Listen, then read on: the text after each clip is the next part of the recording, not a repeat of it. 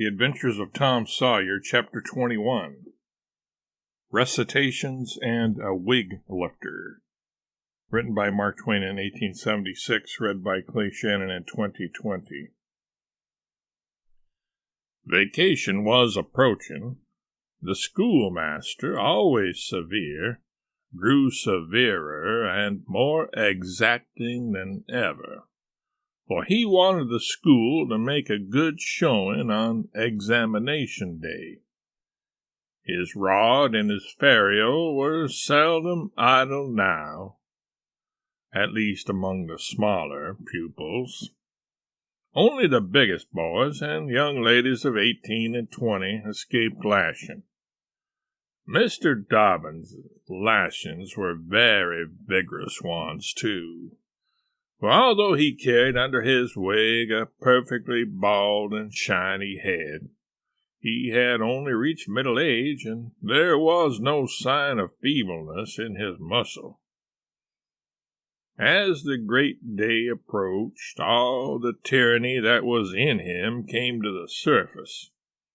He seemed to take a vindictive pleasure in punishing the least shortcomings. The consequence was that the smaller boys spent their days in terror and suffering, and their nights in plotting revenge. They threw away no opportunity to do the master a mischief, but he kept ahead all the time. The retribution that followed every vengeful success was so sweeping and majestic that the boys always retired from the field badly worsted. At last they conspired together and hit upon a plan that promised a dazzling victory. They swore in the sign painter's boy, told him the scheme, and asked his help. He had his own reasons for being delighted, for the master boarded in his father's family and had given the boy ample cause to hate him. The master's wife would go on a visit to the country in a few days, and there would be nothing to interfere with the plan. The master always prepared himself for great occasions by getting pretty well fuddled. And the sign painter's boy said that when the dominie had reached the proper condition on examination evening, he would manage the thing, while he napped in his chair. Then he would have him awakened at the right time and hurried away to school.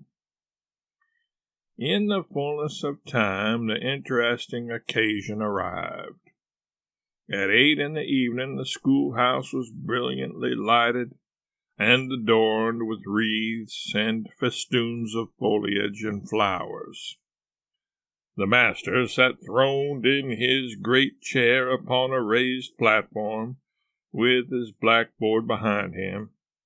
He was looking tolerably mellow. 3 rows of benches on each side and 6 rows in front of him were occupied by the dignitaries of the town and by the parents of the pupils.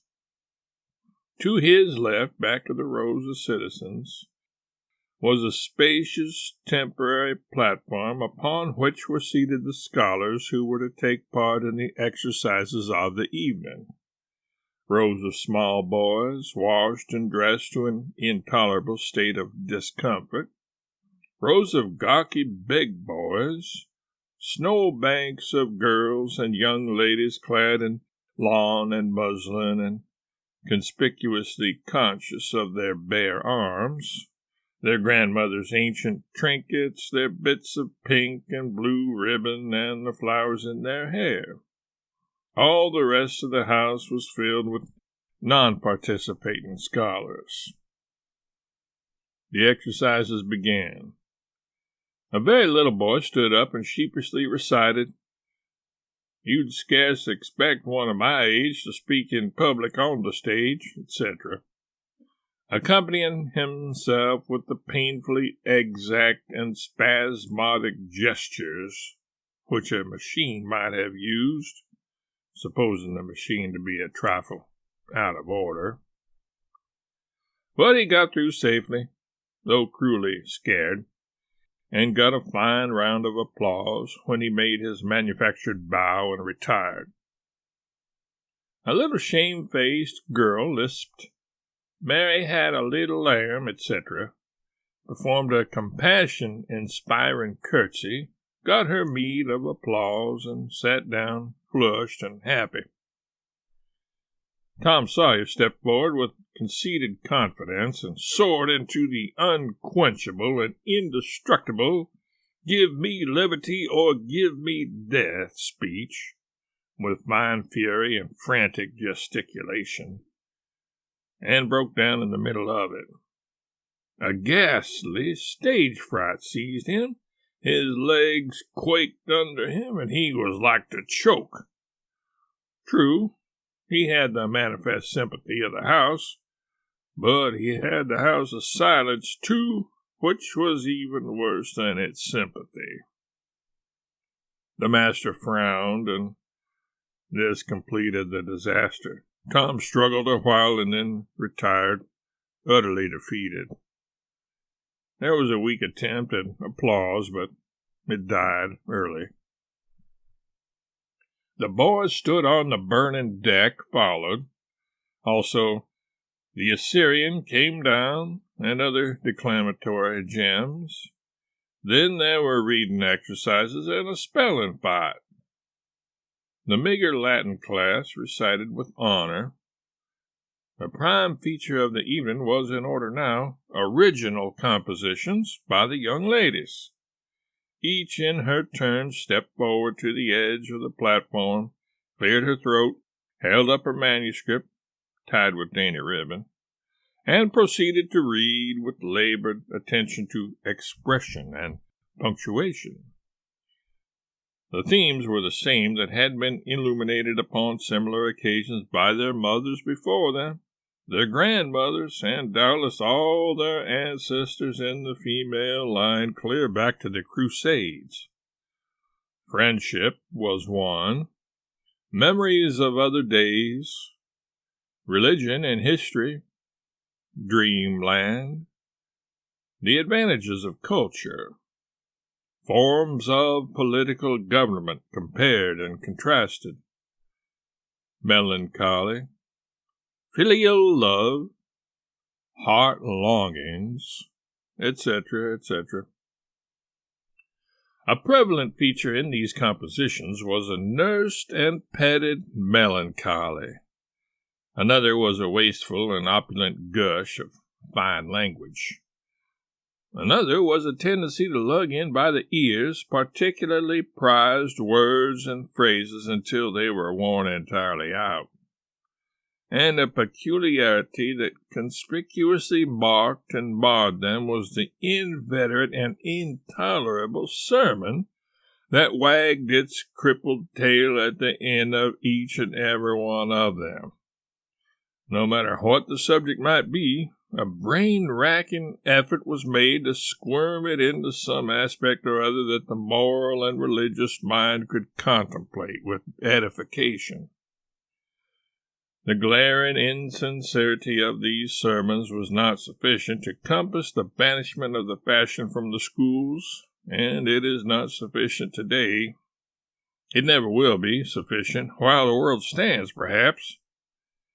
There is no school in all our land where the young ladies do not feel obliged to close their compositions with a sermon, and you will find that the sermon of the most frivolous and the least religious girl in the school is always the longest and the most relentlessly pious. But enough of this. Homely truth is unpalatable. Let us return to the examination. This nightmare occupied some 10 pages of manuscript and wound up with a sermon so destructive of all hope to non-Presbyterians that it took the first prize. This composition was considered to be the very finest effort of the evening. The mayor of the village, in delivering the prize to the author of it, made a warm speech in which he said that it was by far the most eloquent thing he had ever listened to, and that Daniel Webster himself might well be proud of it. It may be remarked in passing that the number of compositions in which the word beauteous was overfondled and human experience referred to as life's page was up to the usual average. Now the master, mellow almost to the verge of geniality, put his chair aside, turned his back to the audience, and began to draw a map of America on the blackboard to exercise the geography class upon. But he made a sad business of it with his unsteady hand, and the smothered titter rippled over the house. He knew what the matter was and set himself to write it. He sponged out lines and remade them, but he only distorted them more than ever, and the tittering was more pronounced. He threw his entire attention upon his work now, as if determined not to be put down by the mirth. He felt that all eyes were fastened upon him. He imagined he was succeeding, and yet the tittering continued. It even manifestly increased. And well it might. There was a garret above, pierced with the scuttle over his head. And down through this scuttle came a cat, suspended around the haunches by a string. She had a rag tied about her head and jaws to keep her from mewing. As she slowly descended, she curved upward and clawed at the string. She swung downward and clawed at the intangible air. The tittering rose higher and higher. The cat was within 6 inches of the absorbed teacher's head. Down, down, a little lower, and she grabbed his wig with her desperate claws, clung to it, and was snatched up into the garret in an instant, with her trophy still in her possession. And how the light did blaze abroad from the master's bald pate, for the sign painter's boy had gilded it. That broke up the meeting. The boys were avenged. Vacation had come.